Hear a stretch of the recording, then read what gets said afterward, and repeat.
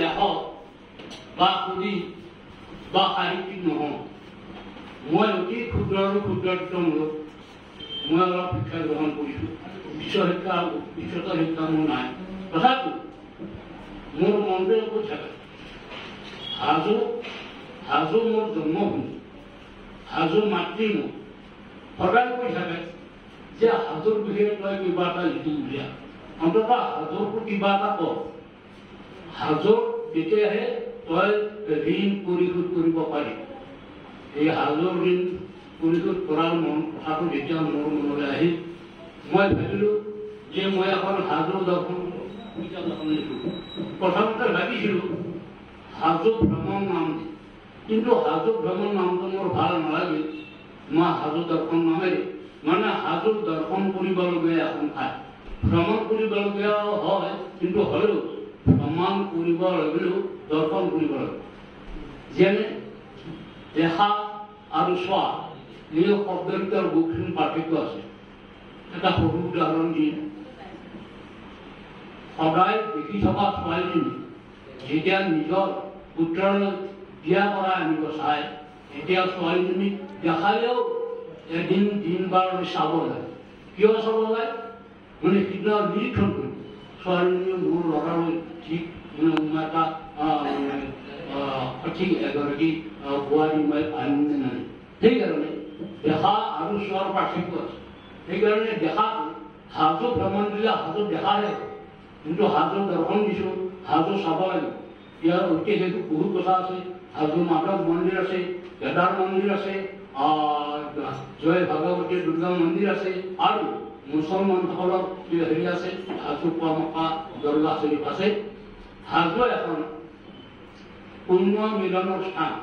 এনেকুৱা স্থান অসমত বিচাৰিবলৈ টান। ইয়াত হাজো অকল হিন্দুসকলৰে নহয়, হাজো অকল মুছলমানসকলৰে নহয়, হাজো অকল বৌদ্ধসকলৰে নহয়। এই তিনিটা ধৰ্মৰ মিলন হৈ হাজোত আজিও মূলগামী থিয় হৈ আছে। আৰু ইয়াত কোনোদিন এই তিনি ধৰ্মৰ মাজত কোনোদিন আজিলৈ সংঘাত নহয়। এই ক্ষেত্ৰত হাজোৱে গৌৰৱ কৰিব পাৰে যে মোৰ ইয়াত পূৰ্ণ মহামিলনেৰে গোটেইখিনি মানুহ আজি অতি শান্তিপূৰ্ণভাৱে বাস কৰিছে। হাজোৰ মানুহখিনি কথা মই কিতাপত দেখিছোঁ।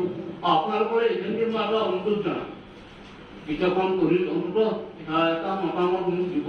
কিনো ভুল হ'ল, মোৰ ভুল যে হৈছে মই জানো। ভুল মানে শংকা আছে। যিখিনি ব্যক্তি উপস্থিত আছে, গণ্য মান্য বা মোৰ বিষয়ে মোৰ বয়স বহুত হৈছে, যি নহওক মই আজি যিখিনি উপস্থিত হৈছে মই বুজি পাইছোঁ যে মানুহখিনি মোৰ প্ৰতি এটা আন্তৰিকতা আছে। নহ'লে আজি ঘৰ কুকুৰীয়া তেওঁলোকে চব বন কাটি কৰি ইয়ালৈ আহিছে। সেইকাৰণে মই আটাইকৈ ধন্যবাদ জনাইছোঁ আৰু আটাইকৈ কৃতজ্ঞতাৰ লগত মই কৃতজ্ঞ হৈছোঁ। আমাৰ মাননীয় মাননীয় ৰাজধানীৰ মধ্য বিশ্ববিদ্যালয়ৰ প্ৰথম শিক্ষক আছে অৰুণিমা গোস্বামী।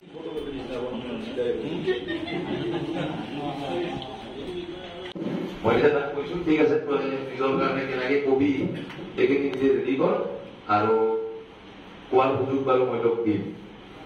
তেতিয়া আপোনালোকৰ সন্মুখত মই তাক মই ভবা নাছিলো যে মই মোৰ ওচৰলৈ আহিব লাগিব, গতিকে মই একেবাৰে প্ৰস্তুতি নোলোৱাকৈ আহিছো। এনেও নতুন কিতাপৰ গুণ আমি পালে আমাৰ এটা উন্মাদনা হয়। সেই কিতাপখন পঢ়াৰ পিছত আমি ইয়াৰ ওপৰত আলোচনা কৰিব পাৰিম আৰু লগতে তেখেতক ধন্যবাদ জনাইছোঁ। এই বয়সত